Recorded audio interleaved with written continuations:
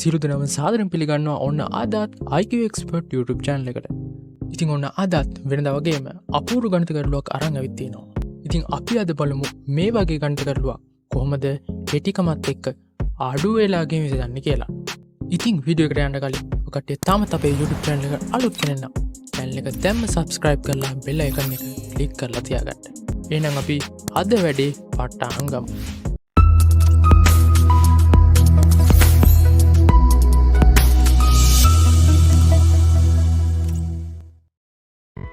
මල්ලක තිබූ පබුලුවලින් 7ක් හැර ඉතිරිය කහ පබුලුවය, 8ක් හැර ඉතිරිය රෝස පබුලුවය, 9ක් හැර ඉතිරිය දම් පබුලුවය.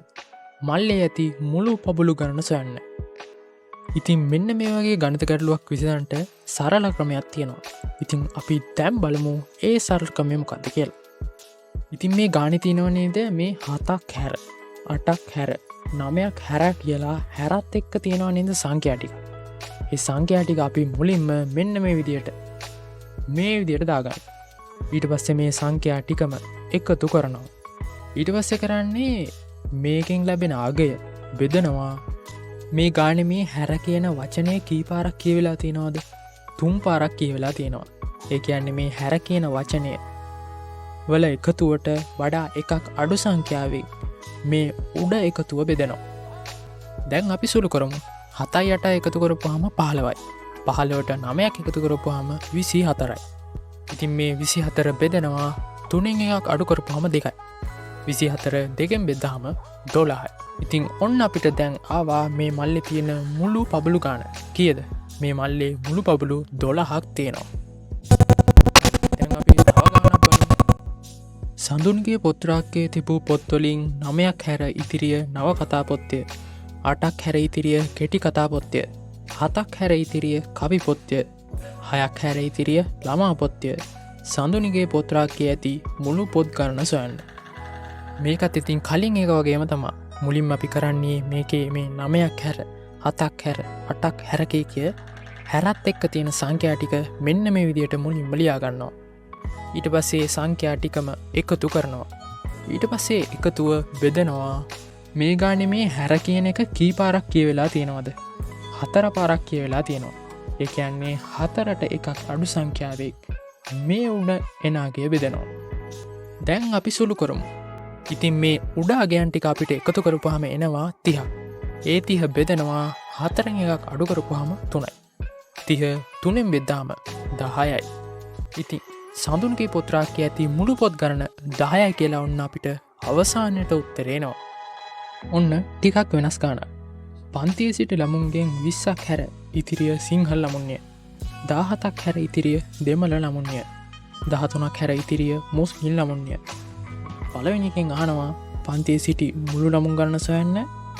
දෙවෙනි එකෙන් අහනවා සිංහල දෙමළ මුස්ලිම් ළමුන් ගණන වෙන වෙනම සොයන්න.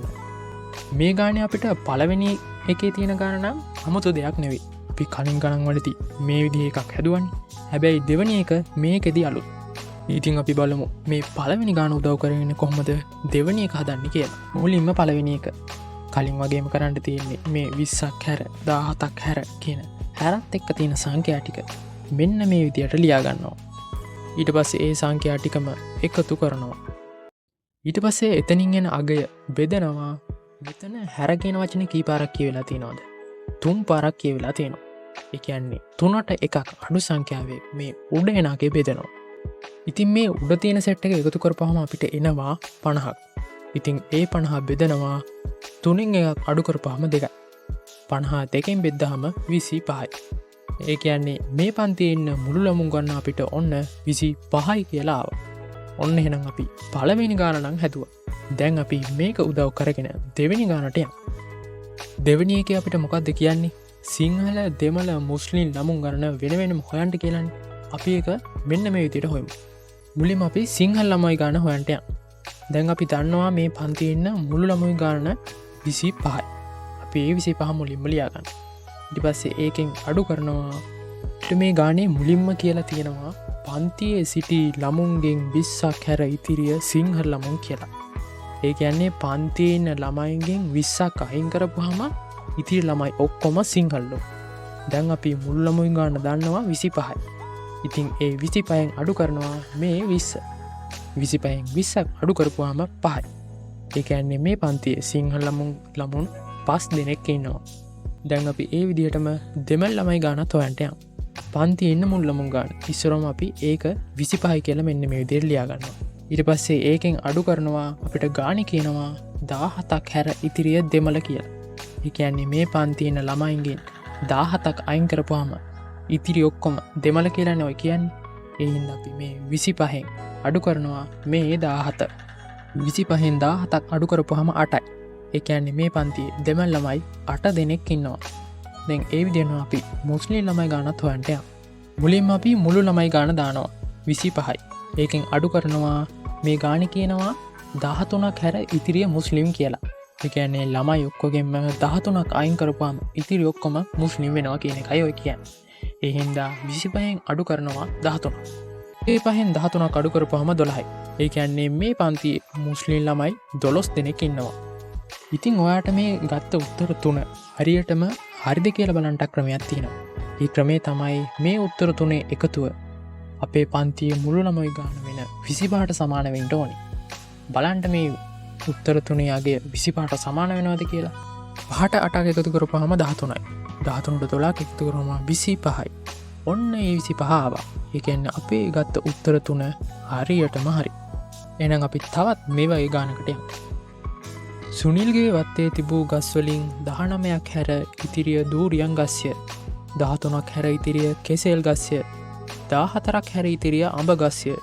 16ක් හැර ඉතිරිය පුවක් ගස්ය. 18ක් හැර ඉතිරිය කොස් ගස්ය.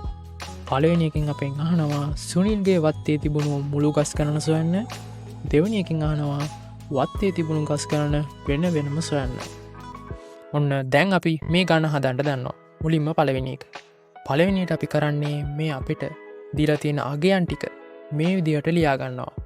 ඊට පස්සේ අගයන් ඔක්කොම එකතු කරනවා. ඊට පස්සේ එන එකතුව බෙදනවා මේ ගානේ හැර කියන වචනය කී පාරක් කියවලා තියෙනවද? 5 පාරක් කියවලා තියෙනවා. ඒ හින්දා 5ට එකක් අඩු සංඛ්‍යාවේ මේ උඩ එන අගය බෙදනවා. උඩ තියෙන සෙට් එක අපිට එකතු කරපුවාම එනවා 80ක්. ඉතින් ඒ 80 බෙදනවා 5න් එකක් අඩු කරපුවාම 4යි. 80 4ෙන් බෙද්දාම 20යි. ඔන්න අපිට සුනිල්ගේ වත්තේ තිබුණු මුළු ගස් ගණන ආවා. කීයද? 20යි. දැන් අපි දෙවෙනි ගානට යමු. දෙවෙනි එකෙන් අපිට කියන්නේ මේ වත්තේ තිබ්බ ගස් ගණන වෙන වෙනම හොයන්න කියලා. අපි මුලින්ම දූරියන් ගස් වලින් වැටේ පටන් ගමු. දැන් අපි දන්නවා මේ වත්තේ තියෙන මුළු ගස් ගණන කීයද? 20යි. ඒ 20 මුලින්ම අපි ලියා ගන්නවා. ඊට පස්සේ ඒකෙන් අඩු කරනවා අපිට මේ ගානේ මුලින්ම කියනවා සුනිල්ගේ වත්තේ තිබූ ගස් වලින් 19ක් හැර ඉතිරිය දූරියන් ගස් කියලා. ඒ කියන්නේ ගස් වලින් 19ක් අයින් කරපුවාම ඉතිරි ඔක්කොම දූරියන් ගස් කියලායි ඔය කියන්නේ.